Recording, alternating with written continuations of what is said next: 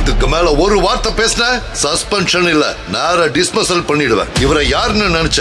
Sadasivam family மட்டும் இல்ல, இந்த ஊர்ல இருக்கிற எல்லா கோடீஸ்வர ஃபேமிலியை சேர்த்தாலும் இவர் கால் தூசுக்கு கூட வர மாட்டாங்க.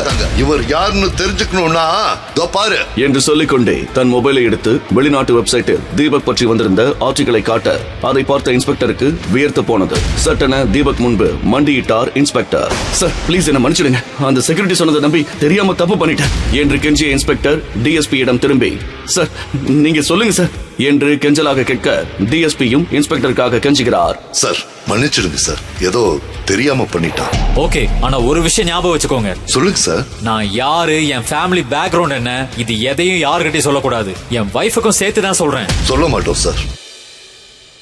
இது நவீனோட பிரதர் இல்லா தானே? பெரிய பணக்கார குடும்பத்தோட மருமக தான் வைஃபோட பர்த்டே பார்ட்டில வெயிட்டர் மாதிரி சுத்திக்கிட்டு இருக்கா. அடடா, உனக்கு இப்படி ஒரு நிலைமை வந்துருச்சு பாரு. சபாஷ். அவன் வைஃபுக்கு கிஃப்ட் கொடுக்க ஓவர் டைம் ஒர்க் பண்ணுவான் போல. வாங்க ப்ரோ. இப்போ நான் காட்டுற உண்மையான வேடிக்கை என்ன? ஷூர். ஹே வெயிட்டர். Yes sir. இங்க வா.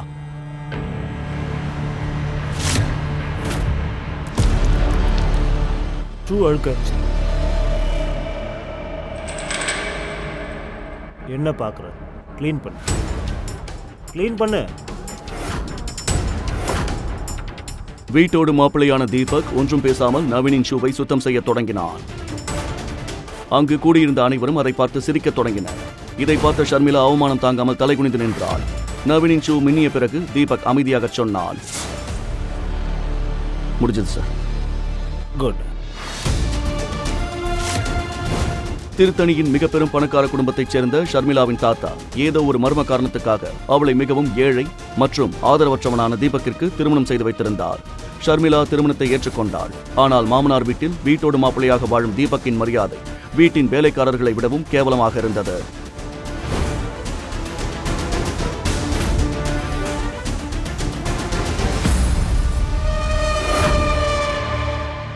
உனக்கு என்னதான் ப்ராப்ளம் தீபக்? இன்னும் எவ்வளவுதான் என்ன அவமானப்படுத்துவேன்? ஷர்மிளா, என்னோட பர்த்டே பார்ட்டில இப்படி வெயிட்டர் மாதிரி யாராவது வருவாங்களா? என்னோட பர்த்டே பார்ட்டில என்னையே நீ கோமாளி ஆக்கிட்ட. நான் என்ன பண்றது? எல்லாரையும் கவனிச்சுக்க சொல்லி உங்க அம்மா தான் சொன்னாங்க. யாருக்கு என்ன தகுதி இருக்கும் அததான் அவங்க செய்ய சொல்லுவாங்க. இந்த வீட்டுக்கு நீ வந்ததுல இருந்து நீ மாப்பிள்ள மாதிரி இல்ல, ஒரு வேலைக்கார மாதிரி தான் இருந்திருக்க. இந்த வீட்டோட வேலைக்காரங்க கூட உன்னை விட 10 மடங்கு அதிகமா சம்பாதிக்கிறாங்க. என்னோட தாத்தா உன்கிட்ட என்ன பார்த்தாருன்னே எனக்கு தெரியல. எப்படியோ கட்டாயப்படுத்தி உன்னை எனக்கு கல்யாணம் பண்ணி வச்சுட்டாரு. தேங்க்யூ. ப்ளீஸ் தண்ணி குடி. Please cool down.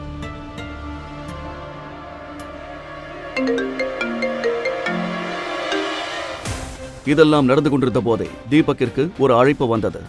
இத்தனை பிரச்சனைகளுக்கு நடுவிலும் அவனது முகத்தில் ஒருவித அமைதி நிலவியது.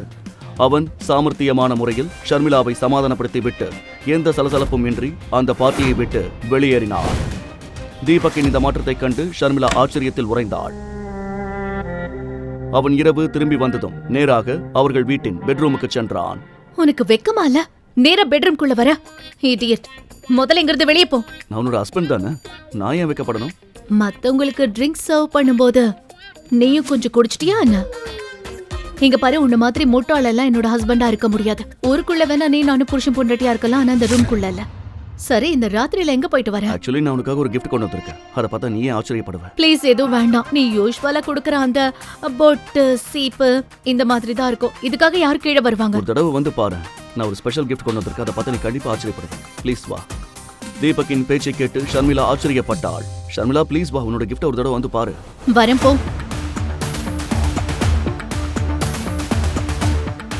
தீபக் ஷர்மிளாவின் கையை பிடித்து அவளுக்காக கொண்டு வந்த கிஃப்ட் இருக்கும் பக்கம் அழைத்துச் சென்றான். ஷர்மிளாவின் பார்வை அந்த கிஃப்டின் மீது பட்டதும் அவளுக்கு மூச்சே நின்று விட்டது. அந்த இரவின் இருளில் மின்னிய ஒரு புதிய விலையுயர்ந்த காரை பார்த்து அவளால் ஒரு நொடி கூட தன் கண்களை நம்ப முடியவில்லை. இது இம்போர்ட்டட் காராச்சே. இந்த கார் இந்தியால ஒரு சில பணக்காரங்க கிட்ட மட்டும் தான் இருக்குன்னு கேள்விப்பட்டிருக்கேன். ஆனா இதோட விலை 50 கோடி இருக்கும். நேத்து தான் நான் இத பத்தி நியூஸ்ல பார்த்தேன். தீபக், நீ யாரையாவது ஏமாத்திட்டியா? இல்லனா நம்மளோட கம்பெனில ஏதாவது ஸ்கேம் பண்ணிட்டியா? ஒழுங்கா உண்மை சொல்லு. தீபக் உண்மையிலேயே திருடி விட்டானா அல்லது வேறு எதுவும் உண்மை இருக்கிறதா? தீபக்கை அழைத்தது யார்? தீபக் இப்போது அந்த உண்மையை சொல்ல விரும்பினாலும் அவனால் ஷர்மிளாவிடம் அதை சொல்ல முடியாது. அது ஆக்சுவலி இந்த காரை என் ஃப்ரெண்டு கிட்ட கடன் வாங்கிட்டு வந்தேன். இன்னைக்கு உன் பர்த்டே இல்லையா? உனக்காக இவ்வளவு கூட நான் செய்ய மாட்டேனா என்ன? உனக்கு ஓகேனா நம்ம 2 பேரும் ஒரு டிரைவ் போலாமா? Driver, my foot. நீ இவ்ளோ கேவலமா போயிட்டியா தீபக்? நீ முன்னாடி 50 ரூபாய்க்கு gift வாங்கினாலும் அத உன் சொந்த காசுல நீ வாங்கிட்டு வந்த. ஆனா இப்போ இந்த காஸ்ட்லியான காரை உனக்கு யாரு கொடுத்தாங்க? எங்க இருந்து இந்த காரை கொண்டு வந்து அங்கே கொண்டு போயிடு.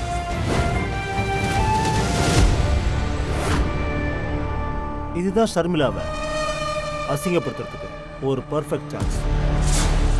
இந்த சான்ஸ் எனக்கு தான், தீபக் இல்ல. உண்மையில் ஷர்மிளாவின் திருமணம் முடிந்த சில நாட்களிலேயே அவளது தாத்தா இறந்து விட்டார். சதாசிவம் குடும்பத்தின் தலைவர் அவளது பாட்டி காயத்ரி தேவி. பாட்டி தீபக்கை தங்கள் சதாசிவம் குடும்பத்திற்கே ஒரு களங்கம் என்று நினைத்தாள். தீபக்கை திருமணம் செய்ததால் ஷர்மிளா மீதும் அவளுக்கு கோபம் இருந்தது. இந்த வாய்ப்பை நவீன் மற்றும் கார்த்திகா பயன்படுத்திக் கொள்ள நினைத்தனர். நாளைக்கு மொத்த குடும்பத்துக்கு முன்னாடியும் ஷர்மிளாவோட மானம் கப்பல் ஏறப்போகுது. நாளைக்கு சந்தோஷமான நாள்.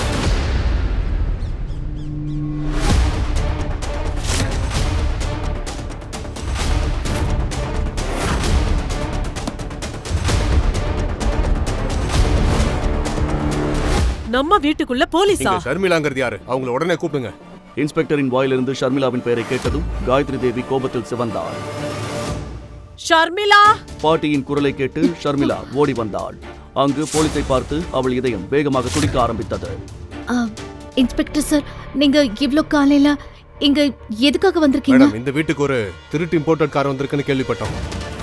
இதை கேட்டதும் இன்ஸ்பெக்டர் நேற்று இரவு தீபக் கொண்டு வந்த காரை பற்றி தான் பேசுகிறார் என்று ஷர்மிளா புரிந்து கொண்டாள்.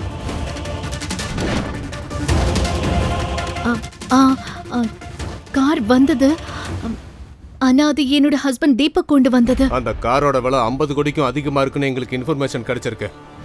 அப்படின்னா உங்க ஹஸ்பண்ட் ஒரு மாசத்துக்கு எவ்வளவு சம்பாதிக்கிறாரு? அந்த கேவலமான ஒத்த பைசாக்கு பிரோஜனம் இல்லாத வீட்டோட மாப்பிள திருடவும் ஆரம்பிச்சிட்டானா? நீங்க 2 பேரும் சேர்ந்து சதாசிவம் குடும்பத்தோட மானத்தையே ஒட்டுமொத்தமா வாங்கிட்டீங்க. இன்ஸ்பெக்டர், இவன் புருஷ படிப்பறிவே இல்லாதவன், ஒரு வேலைக்கு கூட போக மாட்டான். நீங்க சொல்றத வச்சு பார்த்தா இந்த வேலை இல்லாத முட்டாள் கிட்ட 50 கோடி ரூபாய் கார் எப்படி வந்தது? அது அவரோட ஃப்ரெண்டு கிட்ட இருந்து வாங்கிட்டு வந்தது. என்ன சொன்ன? கடனாவா? அப்படியே இருந்தாலும் இந்த உதவாக்கரையோட 50 கோடி ரூபாய்க்கு கார் வச்சிருக்கிற அளவுக்கு ஃப்ரெண்ட் யாரு?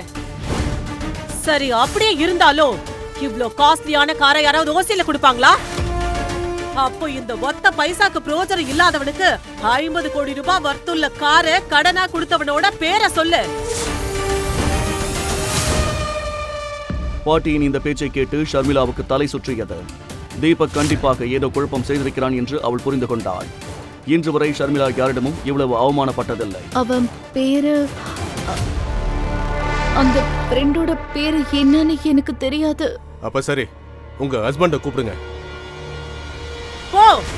போய் தேடி அவனை கூட்டிட்டு வா.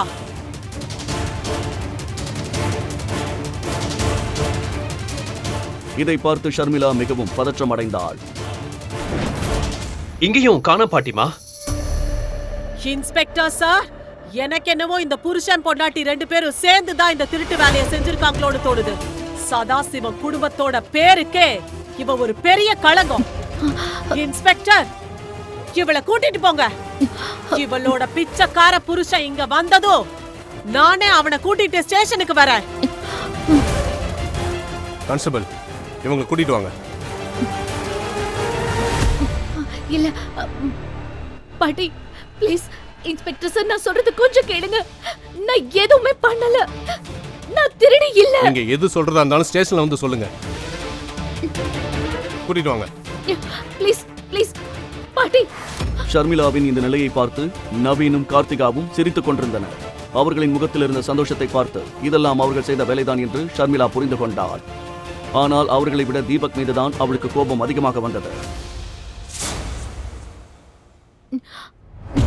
மேம், தாத்தாவோட கண்டிஷன் என்னவா இருந்தாலும் சரி, இந்த ப்ராப்ளம் எல்லாம் சால்வ் ஆனதுக்கு அப்புறமா நான் தீபக்கு கண்டிப்பா டிவோர்ஸ் பண்ணிடுவேன்.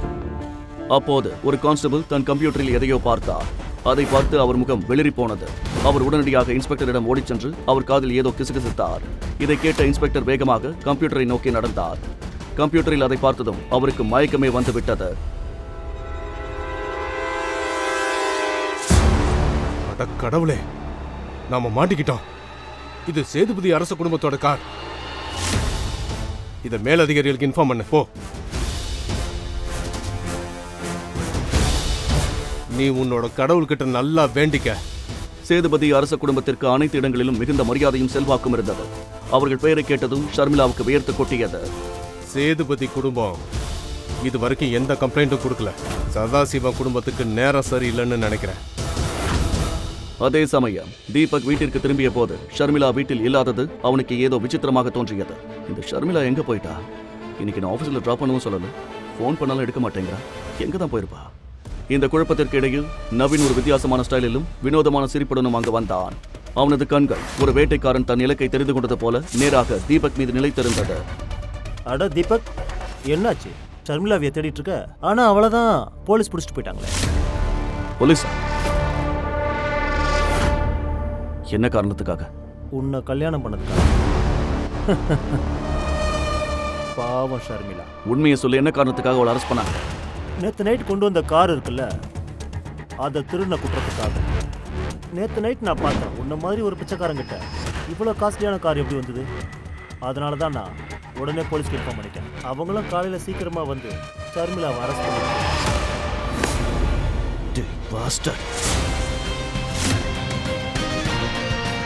நீ ரொம்ப பெரிய தப்பு பண்ணிட்ட. நீங்க எல்லாரும் என்ன கேவலப்படுத்துற வரைக்கும் நான் அமைதியா இருந்தேன். ஆனா என் ஒய்ஃப் அசைண்டுனா நான் அதை பொறுத்துட்டு இருக்க மாட்டேன். பொறுத்திருந்து பாரு, நான் இந்த சதாசிவம் குடும்பத்தை என்ன பண்ண போறேன். ஏய் திருட்டு பயலே,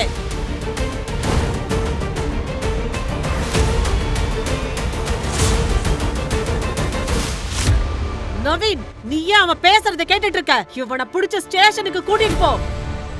இவன் நம்ம குடும்பத்தையே ரொம்ப கேவலப்படுத்திட்டு இருக்கான். ஆமா, வாங்க எல்லாரும் வாங்க. ஷர்மிளாவுக்கு இந்த மாதிரி கஷ்டத்தை கொடுத்து எவ்வளவு பெரிய தப்பு பண்ணிருக்கீங்கன்னு உங்க எல்லாருக்கும் கூட தெரியணும்ல. பாட்டி நவீன் மற்றும் கார்த்திகாவை அழைத்துக் கொண்டு போலீஸ் ஸ்டேஷனை நோக்கி சென்றார். அங்கே பல திடுக்கிடும் உண்மைகளும் அதிர்ச்சியும் அவர்களுக்காக காத்திருந்தன. அட கடவுளே, சீக்கிரம் இந்த மேடத்தை இங்கிருந்து அனுப்புங்க. அட கடவுளே, அந்த அக்கா தம்பி அப்புறம் அந்த பாட்டியோட பேச்ச கேட்டு நாம இவ்வளவு பெரிய தப்பு பண்ணிட்டோமே. இப்ப சீஃப் மினிஸ்டர் சார் தான் போன் பண்ணாரு. ஷர்மிளா மேடம் அரெஸ்ட் பண்ணதுக்காக நம்ம எல்லாருமே சஸ்பெண்ட் பண்ணிட்டாங்க. ஷர்மிளா மேடம், எங்களை மன்னிச்சிருங்க மேடம். மேடம், நீங்க சீஃப் மினிஸ்டர் சார் கிட்ட பேசி எங்க வேலையை காப்பாத்துங்க மேடம். இல்லனா எங்க குடும்பம்லாம் நடுத்தருவுக்கு வந்துரும். மேடம், எங்களை மன்னிச்சிருங்க. இன்ஸ்பெக்டர் சார், ஆனா நான் எப்படி அதெல்லாம் பண்ண முடியும்? எனக்கு எந்த சீஃப் மினிஸ்டரையும் தெரியாது. இல்ல மேடம், உங்களுக்கு தெரியாம இருக்கலாம், ஆனா உங்க ஹஸ்பண்டுக்கு தெரியும். சீஃப் மினிஸ்டர் சாரே சொன்னாரு, இன்னைக்கு இந்த நிலைமையில இருக்கிறதுக்கு உங்க ஹஸ்பண்ட் தான் காரணம்னு அவர் சொன்னாரு மேடம். மேடம், நாங்க பெரிய தப்பு பண்ணிட்டோம் மேடம். ப்ளீஸ் மன்னிச்சிருங்க மேடம். ப்ளீஸ், என்ன நானே அடிச்சுக்கிறேன் மேடம். எங்களை மன்னிச்சிருங்க மேடம். இதையெல்லாம் பேசிக் கொண்டிருக்கும் போதே நவீன் தீபக்குடன் ஸ்டேஷனுக்கு வந்து விட்டார். அவர்களுடன் பாட்டியும் இருந்தார். இங்க என்ன நடக்குது? அட இன்ஸ்பெக்டர், நான் அந்த திருட்டு மாப்பிளைய புடிச்சு வந்திருக்கேன், பாருங்க. இன்ஸ்பெக்டரின் பார்வை தீபக் மீது பட்டதும் அவர் திகைத்து போய் தீபக் முன் சென்று மண்டியிட்டார். சின்னையா நீங்களா?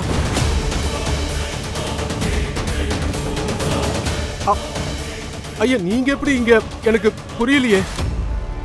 ஏய் இன்ஸ்பெக்டர், அவனை போய் சின்னையான்னு சொல்லிட்டு இருக்க? நீங்க கொஞ்சம் சும்மா இருமா. நான் சீஃப் மினிஸ்டர் சார் கிட்ட செக்யூரிட்டியா இருந்தப்ப இவர் அங்க பாத்திருக்கேன்.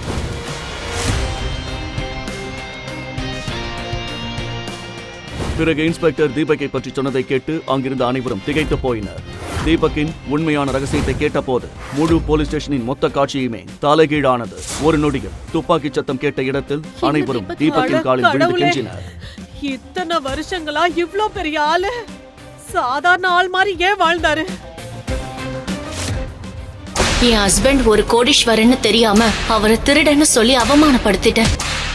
எந்த ஹஸ்பண்ட் கிட்ட வீட்டு வேலை வாங்கினோ, துணி துவைக்க வச்சனோ, செருப்பை எடுக்க வச்சனோ, யார உதவாக்கறேன், காசு இல்லாதவன், எதுக்கும் லாய்க்கு இல்லாதவன்னு நினைச்சனோ, அவனோட உண்மையான அந்தஸ்து என்னன்னு தெரிஞ்சுக்கிட்டதுக்கு அப்புறம் என் உலகமே ஆடி போயிருச்சு. 15,000 சம்பாதிக்கிறவனை பார்த்து சிட்டி போலீஸ் கமிஷனரை ஏன் சல்யூட் அடிக்கிறாரு? ஒரு நல்ல சட்டை வாங்க கூட காசு இல்லாதவன் எப்படி பல கோடி மதிப்புள்ள இந்த வைரத்தை வாங்கினா? தெரிஞ்சுக்கணும்னா எங்க கதையை கேளுங்க. ராயல் வாரிசு. தன் பட்டு போன்ற மேனியில் சவுக்கால் அடித்துக் கொண்டிருந்தாள் அந்த அழகான இளம்பெண். தன் கணவனுக்கு தான் செய்த கொடுமைகளுக்கு பரிகாரமாக அவள் இதை செய்தாள். அவளது கணவனை அந்த அளவுக்கு டார்ச்சர் செய்திருக்கிறாள் அவள். வீட்டை துடைக்க வைப்பது, துணி துவைக்க வைப்பது, செருப்பை துடைத்து எடுத்து வர சொல்வது என்று கட்டிய கணவனை வேலைக்காரனாக விட கேவலமாக நடத்தினாள் அவள். ஆனால் அவன் ஒரு மாபெரும் சாம்ராஜ்யத்தின் ஒரே வாரிசு என்பது அப்போது அவளுக்கு தெரிந்திருக்கவில்லை. விலை மதிக்கவே முடியாத அபூர்வமான வைரத்தை ஒரே ஒரு போன் காலில் வாங்க முடிந்த அவனை பார்த்து உயர் அதிகாரிகளை சல்யூட் அடிக்கிறார்கள். அப்பேற்பட்டவன் அவள் காலடியில் அவளது அன்புக்காக ஏங்கி கிடக்கிறான். கையில் கிடைத்த பொருட்களை எல்லாம் தீபக் மீது வீசி அடிக்கிறாள் ஷர்மிளா. ஏய், என்ன பண்ற? எதுக்கு இப்படி வெறி பிடிச்ச மாதிரி நடந்துக்கிற? ஆமா, எனக்கு வெறிதான் பிடிச்சிருக்கு. இங்க பாரு, என் பாட்டி பர்த்டே பார்ட்டிக்கு 5 லட்சம் ரூபாய்க்கு gift வாங்கிட்டு வரலன்னு வை, உன்னை இந்த கத்தியாலேயே குத்தி துண்டு துண்டா வெட்டி நாய்க்கு போட்டுருவேன் என்று அவனை எச்சரித்தவள் தன் கையில் இருந்த கத்தியை அவன் மீது குறிபார்த்து வீசுகிறாள். நல்ல வேளையாக கத்தி தீபக் மீது படவில்லை. நீ கவலைப்படாத ஷர்மி, நான் என் தலையை அடமான வச்சாவது நீ கேட்ட மாதிரி காஸ்ட்லியான கிஃப்ட வாங்கிட்டு வரேன். I promise. Exactly. But miss ஆயிடுச்சுன்னு வை, இத அப்படியே உள்ள இறக்கிடுவேன். புரிஞ்சுதா? மிஸ் ஆகாதுமா. பெட்டர். கத்தியை அவன் கையில் திணித்துவிட்டு ஸ்டைலாக நடந்து போகிறாள் ஷர்மிளா. பிரபல தொழிலதிபரும் ஷர்மிளாவின் பாட்டியுமான காயத்ரி தேவியின் பிறந்தநாள் விழாவுக்கு பிரபல தொழிலதிபர்களும் தமிழகத்தின் பெரிய பெரிய விவிஐபிகளும் வருவார்கள். அவர்கள் முன்னால் தானும் காஸ்ட்லியான கிஃப்ட் கொடுத்து தன் பாட்டியை அசத்த வேண்டும் என்றுதான் அப்படி சொன்னாள் ஷர்மிளா. ஆனால் அவனது சொந்த திருமணத்திற்கே காரில் வர பணம் இல்லாமல் சைக்கிளில் வந்தவன் தான் தீபக். அன்று ஷர்மிளா தீபக் கல்யாணத்திற்கு வந்திருந்தவர்கள் இப்போதும் அதை சொல்லி கேலி செய்து கொண்டிருக்கிறார்கள். ஷர்மிளாவின் தாத்தா மட்டும் கட்டாயப்படுத்தவில்லை என்றால் இப்படி ஒருத்தனை ஷர்மிளா நிச்சயமாக திருமணம் செய்து கொண்டிருக்க மாட்டாள். அவனால் ஷர்மிளா சொன்னது போல 5 லட்சம் ரூபாய்க்கு கிஃப்ட் வாங்க முடியுமா? ஷர்மிளா கேட்ட 5 லட்சம் ரூபாய் கிஃப்டை பற்றி யோசித்தபடி சைக்கிளில் போய் கொண்டிருந்த தீபக்கை அங்கே வந்த போலீஸ் ஜீப் மடக்கி நிறுத்துகிறது. ஜீப்பில் இருந்து இறங்கிய போலீஸ் இன்ஸ்பெக்டர் தீபக்கை அரசு செய்யும்படி சொல்லுகிறார். கான்ஸ்டபிள், இந்த திருடனை அரெஸ்ட் பண்ணுங்க. திருடனா? யார் திருடன்? நான் எதையும் திருடல, எனக்கு எதுவும் தெரியாது. அப்படியே தீபக்கின் வயிற்றில் ஓங்கி குத்துகிறார் இன்ஸ்பெக்டர். வலியில் துடிக்கிறான் தீபக். அப்போது போலீஸ் ஜீப்பில் இருந்து இறங்கி வருகிறான் ஜுவல்லரி ஷாப் செக்யூரிட்டி. சார், இவன் தான் சார் நான் சொன்ன திருடன். இவன் கண்டிப்பா திருடன் தான் சார். அன்று காலையில் காயத்ரி தேவிக்கு என்ன கிஃப்ட் வாங்கலாம் என்ற யோசனையுடன் அந்த நகை கடைக்கு போயிருந்தான் தீபக். கடையில் விலையுயர்ந்த தங்க மற்றும் வைர நகைகளை டிஸ்பிளேவில் வைத்திருந்தார்கள். அவைகளை பார்வையிட்டபடி நின்று கொண்டிருந்த தீபக்கை பின்னால் இருந்து எட்டி உதைத்தான் அந்த நகை கடை செக்யூரிட்டி. கீழே விழுந்த தீபக் அதிர்ச்சியுடன் நிமிர்ந்து பார்க்கிறான். ஏண்டா திருட்டு பையில, பட்ட பகல்லே திருடலான்னு பாத்தியா? இங்க இருக்கிறவங்க எல்லாம் என்ன ஏமாளின்னு நினைச்சியா? இங்க பாருங்க, நான் ஒன்னும் திருட வரல, வாங்குறதுக்காக தான் வந்திருக்கேன். நீ நகை வாங்க வந்தியா? மரியாதையா வெளியே போயிடு. இன்ஸ்பெக்டர் சொன்னா கேளுங்க, நான் திருடன் இல்ல. அப்படியா? உன்னை ஸ்டேஷனுக்கு கொண்டு போய் விசாரிக்கிறபடி விசாரிச்சா எல்லா உண்மையும் வெளியே வந்துடும். கான்ஸ்டபிள், இவனை எழுதிட்டு வாங்க. இன்ஸ்பெக்டர், நீங்க அந்த செக்யூரிட்டி பேச்ச கேட்டு தப்பான ஆளை கூட்டிட்டு போயிட்டு இருக்கீங்க. நான் திருடன் இல்ல. தப்பு பண்ணாத என்ன எதுக்காக ஸ்டேஷனுக்கு கூட்டிட்டு போறீங்க? என்ன போக விடுங்க. தீபக் எவ்வளவு சொல்லியும் இன்ஸ்பெக்டர் காதில் வாங்கவில்லை. தீபக்கை போலீஸ் ஸ்டேஷனுக்கு இழுத்து வருகிறார்கள். ஏன் இப்படி பண்றீங்க? என்ன பார்த்தா உங்களுக்கு திருட மாதிரி தெரியுதா? இன்ஸ்பெக்டர் சார், நான் சொல்றத கொஞ்சம் கேளுங்க. அடி வாங்கி சாக வேண்டானா ஒழுங்கா உள்ள போய் உட்காரு. நான் உன்னை அப்புறம் வந்து விசாரிக்கிறேன். சார், நான் எந்த தப்பு செய்யல. நான் பிசினஸ்மேன் சதாசிவத்தோட ஃபேமிலியை சேர்ந்தவன். அவரோட பேத்தி ஷர்மிளாவோட ஹஸ்பண்ட் என்று தீபக் சொல்ல இன்ஸ்பெக்டர் சத்தமாக சிரித்தார். அப்படியா? நீ ஷர்மிளா மேடத்தோட புருஷனா? என்னடா கதை விடுறியா? உன்னை பார்த்தா பிச்சைக்கார மாதிரி இருக்க. உன்னை கல்யாணம் பண்ணிக்கிற அளவுக்கு அவங்க நிலைமை கேவலமா போயிடுச்சா என்று கிண்டல் துணியில் கேட்ட இன்ஸ்பெக்டர் அவனை லாக்அப்பில் போட சொல்கிறார். என்ன பண்றீங்க நீங்க? நான் சொல்றது புரியலையா? நீங்க என் வைஃப் ஷர்மிளாக்கு கால் பண்ணி கேளுங்க. நான் சொல்றது உண்மையா இல்லையான்னு அப்ப தெரியும். தீபக்கை லாக்அப்பில் அடைக்கிறார்கள். இன்ஸ்பெக்டர் ஷர்மிளாவுக்கு கால் செய்கிறார். மேடம், நான் போலீஸ் இன்ஸ்பெக்டர் பேசுறேன். நகை கடையில திருட ட்ரை பண்ண ஒரு சஸ்பெக்ட அரெஸ்ட் பண்ணிருக்கோம். அவன் என்னடானா உங்க ஹஸ்பண்ட்னு சொல்றான். நீங்க கொஞ்சம் போலீஸ் ஸ்டேஷன் வரைக்கும் வர முடியுமா? இன்ஸ்பெக்டர் சொன்னதை கேட்ட ஷர்மிளாவுக்கு அதிர்ச்சியாக இருந்தது. 5 லட்சம் ரூபாய்க்கு கிஃப்ட் வாங்கி வர சொன்னதுக்காக தீபக் திருட்டு வரை போவான் என்று அவள் எதிர்பார்க்கவில்லை. திருட ட்ரை பண்ணானா? சாரி ஆபீசர், எந்த திருட்டு பயலுக்காகவும் நான் ஸ்டேஷனுக்கு எல்லாம் வர முடியாது. எனக்கு அப்படி எந்த ஹஸ்பண்டும் இல்ல என்று சொல்லி சட்டன போனை கட் செய்தாள் ஷர்மிளா. எல்லாம் தாத்தா வேலை. இப்படி ஒரு திருடனை என் தலையில கட்டி வச்சுட்டு போயிட்டாரு. தீபக் தன்னிடம் பொய் சொன்னதாக நினைத்த இன்ஸ்பெக்டர் லத்தி எடுத்துக்கொண்டு கோபமாக லாக்அப்புக்குள் போகிறார். தீபக் புரியாமல் பார்க்க லத்தியை வைத்து தீபக்கின் வயிற்றில் வேகமாக குத்துகிறார். தீபக் வலியை பொறுத்துக் கொண்டு பார்க்கிறான். பொய்யா சொல்ற? மீண்டும் அடிப்பதற்காக லத்தியை ஓங்கிய இன்ஸ்பெக்டரை ஒரு குரல் தடுக்கிறது. என்ற குரல் கேட்டு திரும்பினார் இன்ஸ்பெக்டர். அங்கு டிஎஸ்பி நின்று கொண்டிருந்தார். டிஎஸ்பியை பார்த்ததும் விரைப்பாக சல்யூட் அடித்தார் இன்ஸ்பெக்டர். நீ உன் மனசுல என்ன நினைச்சிட்டு இருக்க? போலீஸ் யூனிஃபார்ம் போட்டுட்டா யார வேணாலும் என்ன வேணாலும் செய்யலாம்னு நினைச்சிட்டு இருக்கியா என்று கோபமாக கேட்ட டிஎஸ்பி இன்ஸ்பெக்டரை விலக்கிவிட்டு நேராக லாக்அப்புக்குள் சென்று தீபக் முன்பு பவ்யமாக நின்றார்.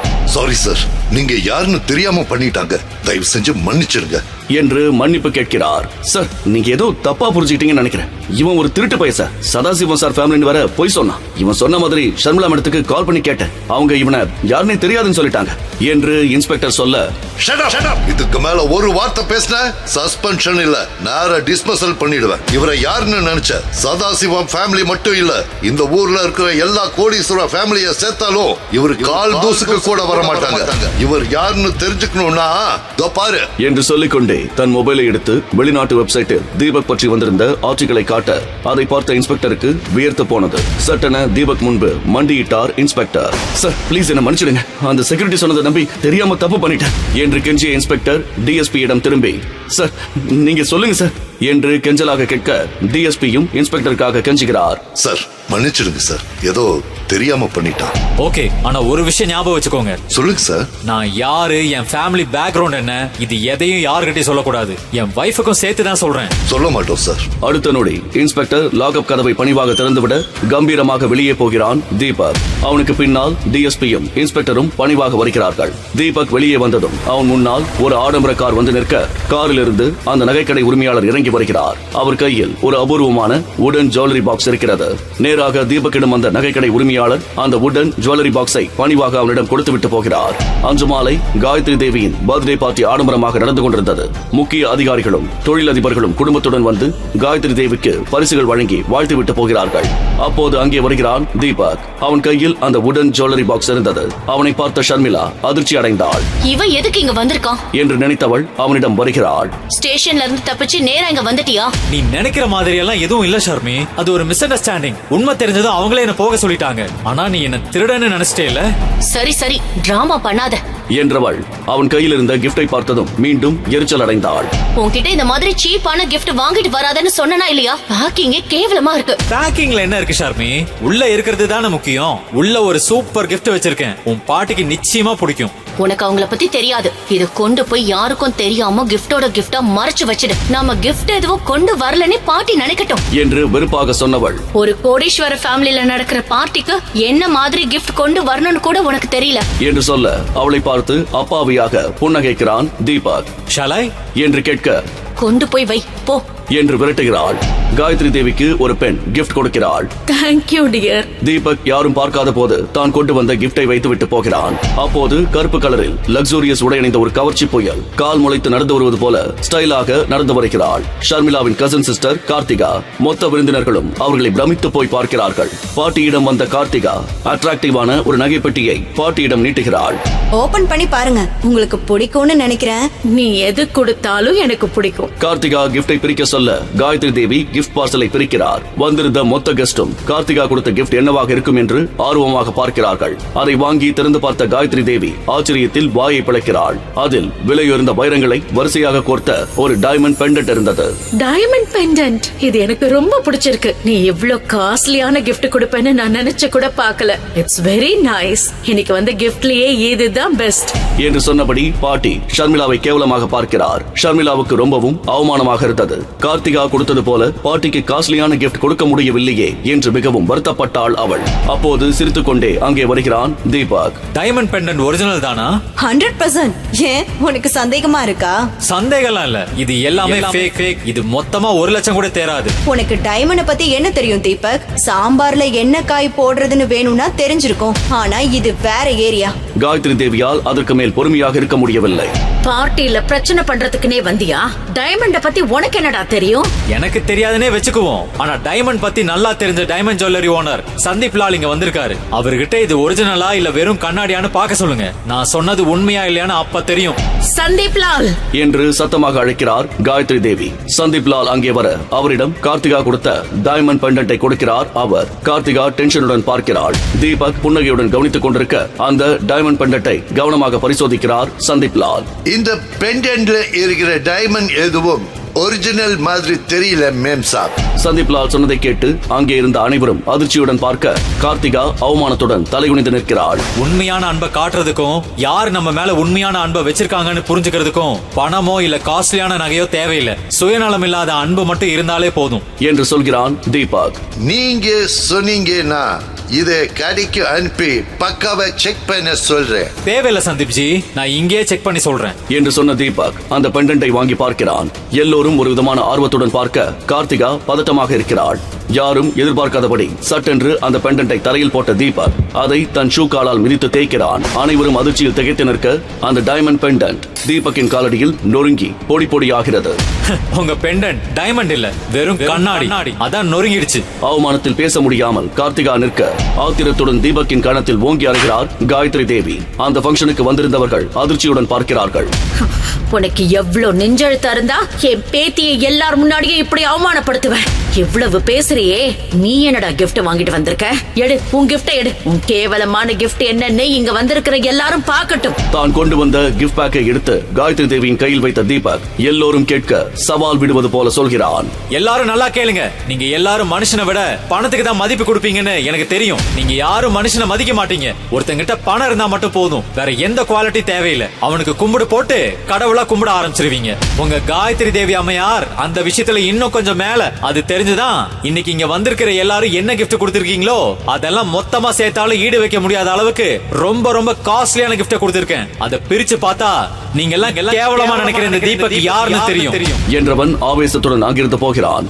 எல்லோரும் வாய் பேச முடியாமல் அதிர்ச்சியுடன் நிற்கிறார்கள். ஷர்மிளாவுக்கு தீபக்கின் அந்த ஆவேச முகம் புதிதாக இருந்தது. தீபக் என்று அழைத்தபடி அவன் பின்னால் போகிறாள்.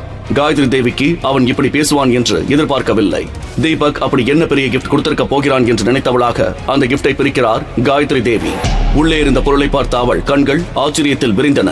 அது அரச குடும்பத்தை சேர்ந்தவர்கள் பயன்படுத்திய பழங்காலத்தை சேர்ந்த ஆன்டிக் வுடன் பாக்ஸ். அதிர்ச்சியான காயத்ரி தேவி அந்த பாக்ஸை பிரிக்க அடுத்த நொடி கண்ணை கூச செய்யும் பிரகாசமான ஒளியுடன் விலை மதிக்கவே முடியாத அபூர்வ வைரம். அதிலிருந்து வந்து கொண்டிருந்த ஜாஜ்வல்யமான ஒளி அங்கே இருந்தவர்களை பிரமிக்க வைக்கிறது. இது சாதாரணமானது, விலைக்கு வாங்க முடியாத, விலையே நிர்ணயிக்க முடியாத அபூர்வமான பொருள். அப்படின்னா தீபக் நாம எல்லாரும் நினைக்கிற மாதிரி சாதாரணமான ஆள் இல்ல என்று புலம்பியவள். தீபக் போகாத நில்லு. நான் பண்ணது தப்புதான். நீ யாருன்னு தெரிஞ்சுக்காம நான் உன்னை அவமானப்படுத்திட்டேன் தீபக். என்ன மன்னிச்சிடு. போகாத தீபக் என்று தவிப்புடன் கதறுகிறாள். யார் இந்த தீபக்? எந்த வேலைக்கும் போகாமல் வீட்டோடு மாப்பிள்ளையாக இருந்தவனுக்கு அந்த விலை மதிக்க முடியாத அபூர்வ வைரம் எப்படி கிடைத்தது?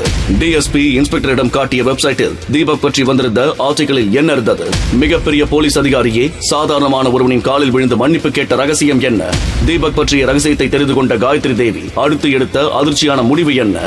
இந்த கேள்விகளுக்கு பதில் தெரிந்து கொள்ள உடனே டவுன்லோட் செய்து கேளுங்கள். பாக்கெட் எஃப்எம் ராயல் வாரிசு. லிங்க் டிஸ்கிரிப்ஷனில் கொடுக்கப்பட்டுள்ளது.